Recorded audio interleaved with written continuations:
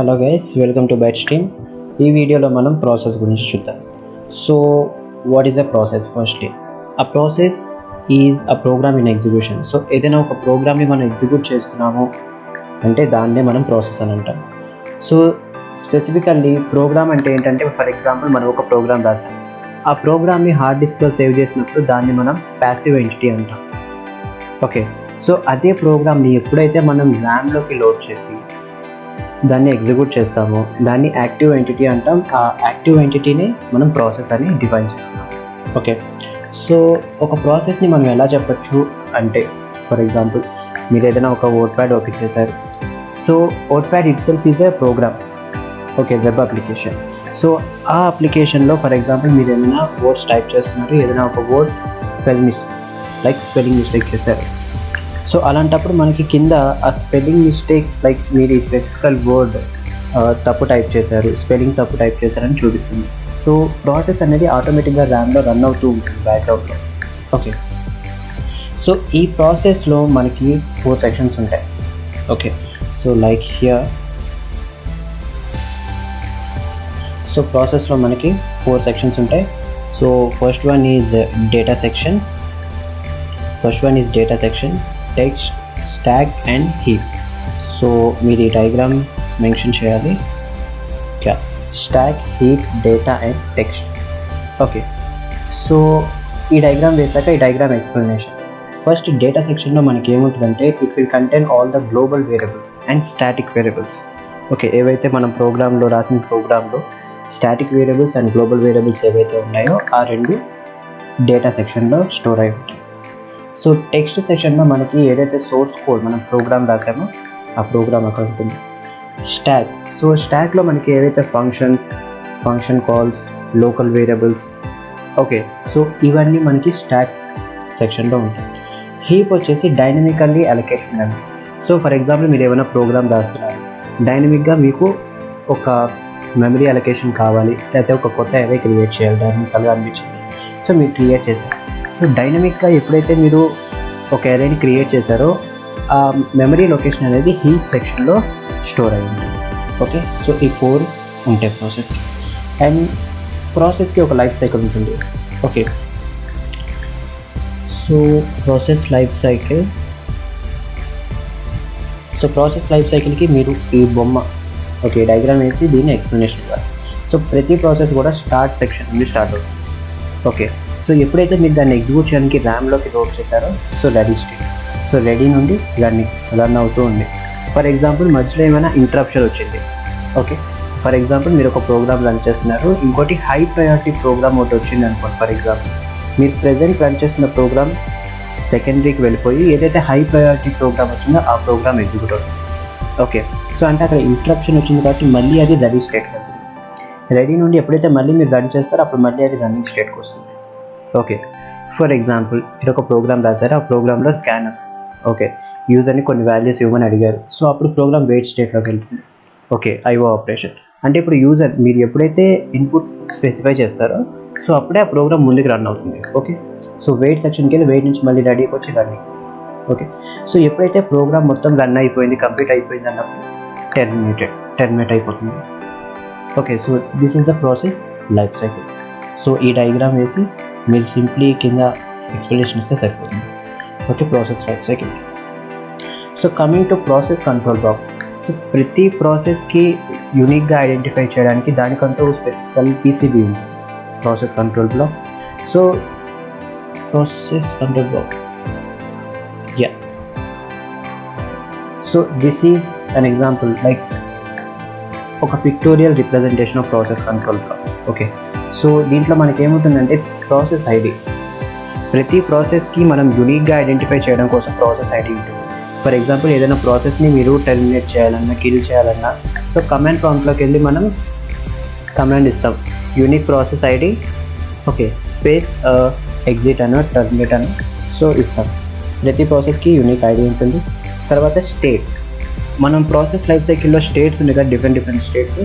ఒక ప్రాసెస్ ఏ స్టేట్లో ఉంది, ప్రెజెంట్ వెయిట్ స్టేట్లో ఉందా, రన్నింగ్ స్టేట్లో ఉందా, ఆ స్టేట్ని ఇక్కడ స్టోర్ చేసుకుంటుంది. Okay, pointers.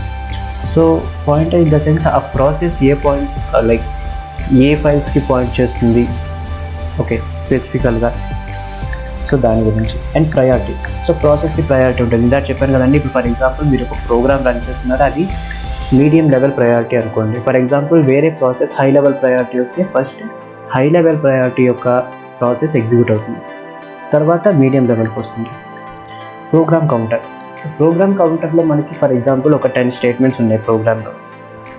ఫర్ ఎగ్జాంపుల్ మీరు ఫస్ట్ స్టేట్మెంట్ ఎగ్జిక్యూట్ చేస్తున్నారు, నెక్స్ట్ ఏ స్టేట్మెంట్ ఎగ్జిక్యూట్ అవ్వాలో ఆ స్టేట్మెంట్ యొక్క అడ్రస్ ప్రోగ్రామ్ కౌంటర్లో స్టోర్ అయి ఉంటుంది. Okay. So CPU register. So మనకి ఏదైనా ప్రాసెస్ ఎగ్జిక్యూట్ అవడానికి కొన్ని రిజిస్టర్స్ కావాలి, లైక్ అక్యుములేటర్ రిజిస్టర్ కానీ, ఇండెక్స్ రిజిస్టర్ కానీ. ఓకే. సో ఆ రిజిస్టర్స్ యొక్క ఇన్ఫర్మేషన్ మొత్తం CPU రిజిస్టర్స్లో ఉంటుంది. So IO information. సో ఏదైనా ఒక ప్రాసెస్ రన్ అవుతున్నప్పుడు ఏమైనా ఇన్పుట్ అవుట్పుట్ డివైజెస్ని వాడుకుంటుందా. ఓకే. ఫర్ ఎగ్జాంపుల్ కొన్నిటికి ఇన్పుట్ డివైస్ లైక్ కీబోర్డ్ కావాల్సి వచ్చింది, సో కీబోర్డ్ స్పెసిఫికేషన్స్ అక్కడ ఉంటాయి. సో మౌస్ కావాల్సి వచ్చిందంటే మౌస్ ఇన్ఫర్మేషన్ వాడుతుంది అక్కడ. Okay. So accounting information and etcetera. So simple అది process state, process ID, program counter, register, IO status, accounting information.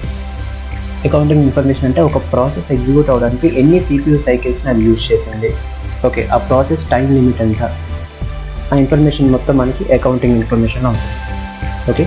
So simply process అంటే మీరు ఏం లేదు, ఫస్ట్ ప్రాసెస్ డెఫినేషన్ రాయండి, తర్వాత ప్రాసెస్ కన్సిస్ట్ ఆఫ్, ప్రాసెస్లో ఏమేమి ఉంటాయి, process life cycle, PCB, process control block. So ఇక్కడ వరకు రాస్తే like it will be enough. So లేదు ఇంకా మేము డీప్గా నేర్చుకోవాలి, తెలుసుకోవాలనుకుంటే కనుక ప్రాసెస్ క్రియేషన్. సో అసలు మీరు ఒక ప్రాసెస్ని ఎలా క్రియేట్ చేస్తారు. ఓకే. సో ఏదైనా process is a program in execution. Simply for that process we can create child process. For example ఒక ప్రాసెస్ రన్ అవుతున్నప్పుడు అదే ప్రాసెస్లో మీరు ఇంకో ప్రాసెస్ని క్రియేట్ చేయొచ్చు. ఓకే. యూనిక్స్లో అనుకోండి, ఫర్ యూజింగ్ సిస్టమ్ కాల్స్ ఉంటాయి. ఫోక్ అనే సిస్టమ్ కాల్ వాడితే ఆ ప్రాసెస్లో ఇంకో చైల్డ్ ప్రాసెస్ క్రియేట్ అయ్యింది. ఓకే. సో ఇప్పుడు చైల్డ్ ప్రాసెస్ అంటే ఏంటంటే ఏదైతే కొత్త ప్రాసెస్ మీరు క్రియేట్ చేస్తారో అది చైల్డ్ ప్రాసెస్. ఏ ప్రాసెస్ అయితే చైల్డ్ ప్రాసెస్ని క్రియేట్ చేస్తుందో అది పేరెంట్ ప్రాసెస్ అయితే. ఓకే. సో ఫర్ ఎగ్జాంపుల్ ఇది ఒక చిన్న కోడ్ స్నిపెట్. సో ఇలా వాడి మనం క్రియేట్ చేస్తాం. So process ID _T fork. So fork అనే ఫంక్షన్ సిస్టమ్ కాల్ వాడితే న్యూ ప్రాసెస్ అనేది క్రియేట్ అయ్యింది. Okay. So it returns. So దీని యొక్క రిటర్న్ టైప్ ఏంటి. So it returns PID of the child process to the parent. So child ప్రాసెస్కి ఏదైతే unique process ID వచ్చిందో ఆ ప్రాసెస్ ID పేరెంట్కి ట్యాగ్ అయ్యాం, లైక్ పేరెంట్కి పంపిస్తుంది ఇన్ఫర్మేషన్. ఓకే. సో చైల్డ్ ప్రాసెస్కి 0 అని ఇస్తుంది, 0 to the child process. And if negative value, for example మనకి PID కాదు 0 కాదు నెగిటివ్ వాల్యూ ఏమైనా వచ్చిందంటే దాని అర్థం error, like new child process అనేది కొత్తగా క్రియేట్ అవ్వలేదని మనం అనొచ్చు. So next coming to process termination. So ఒక ప్రాసెస్ని మనం 2 విధాలుగా టెర్మినేట్ చేయొచ్చు, లైక్ ఎండ్ చేయొచ్చు. So first one is normally in the sense ఒక ప్రాసెస్లో సీక్వెన్స్ ఆఫ్ ఇన్స్ట్రక్షన్స్ అన్నిటిని అది ఎగ్జిక్యూట్ చేసింది, దాని వర్క్ కంప్లీట్ అయిపోయింది, అది నార్మల్గా టెర్మినేట్ అయిపోయింది, ఎండ్ అయిపోయింది process. Second one is abnormal termination అంటే దాని వర్క్ ప్రోగ్రెస్లో ఉన్నప్పుడు, ఓకే, అది ప్రోగ్రెస్లో ఉన్నప్పుడు మనం ఎక్స్టర్నల్గా ఎక్స్ప్లిసిట్గా దాన్ని టెర్మినేట్ చేయడం. ఓకే, దాన్ని అబ్నార్మల్ టెర్మినేషన్ అంటాం. ఓకే. సో అబ్నార్మల్ టెర్మినేషన్ మనం ఎలా చేయొచ్చు అంటే ఫర్ ఎగ్జాంపుల్ ప్రతి ప్రాసెస్కి ఒక ప్రాసెస్ ID ఉంటుంది, రైట్. సో ఆ ప్రాసెస్ ID తీసుకొని కమాండ్ ప్రాంప్ట్లో, okay, so task kill space ఆ ప్రాసెస్ IDని ప్రొవైడ్ చేస్తే ఆ టాస్క్ అనేది అక్కడితో కిల్, లైక్ టెర్మినేట్ అయిపోయింది. ఓకే. సో నార్మల్గా మనం టెర్మినేట్ అయ్యేటప్పుడు మనకి లైక్ 2 సిస్టమ్ కాల్స్ ఉంటాయి నార్మల్గా టెర్మినేట్ అయ్యేటప్పుడు అయితే. So first one is _exit system call and or exit system call. So రెండు కూడా నార్మల్గా టెర్మినేట్ అవ్వడానికి యూజ్ అవుతుంది. ఓకే. సో కానీ రెండింటికి ఉన్న మెయిన్ డిఫరెన్స్ ఏంటంటే cleanup activity. Okay. So before returning the control back to the colonel the exit will do some cleanup. So ఒక ప్రాసెస్ ఎగ్జిక్యూట్ అవ్వడం కోసం ఎంతైతే మెమరీ ఆక్యుపై చేస్తుందో ఆ మెమరీ మొత్తాన్ని క్లీన్ చేసి ఆ తర్వాత కంట్రోల్ని కెర్నల్ లైక్ OSకి తిరిగి రీసబ్మిట్ చేస్తుంది, ఎగ్జిట్ సిస్టమ్ కాల్. అదే _exit సిస్టమ్ కాల్ ఏం చేస్తుందంటే అది ఎటువంటి క్లీనప్ యాక్టివిటీ చేయదు. డైరెక్ట్గా ఎప్పుడైతే _exit సిస్టమ్ కాల్ని అది ఎన్కౌంటర్ చేసిందో వెంటనే అది కంట్రోల్ని తీసుకొని వెళ్ళి కెర్నల్కే ఇచ్చేస్తుంది, సబ్మిట్ చేసేస్తుంది. ఓకే. సో సో ఇక్కడ kernel is nothing but it is the core part of the OS. Okay, so ఈ విధంగా ప్రాసెస్ అనేది టెర్మినేట్ అవుతుంది.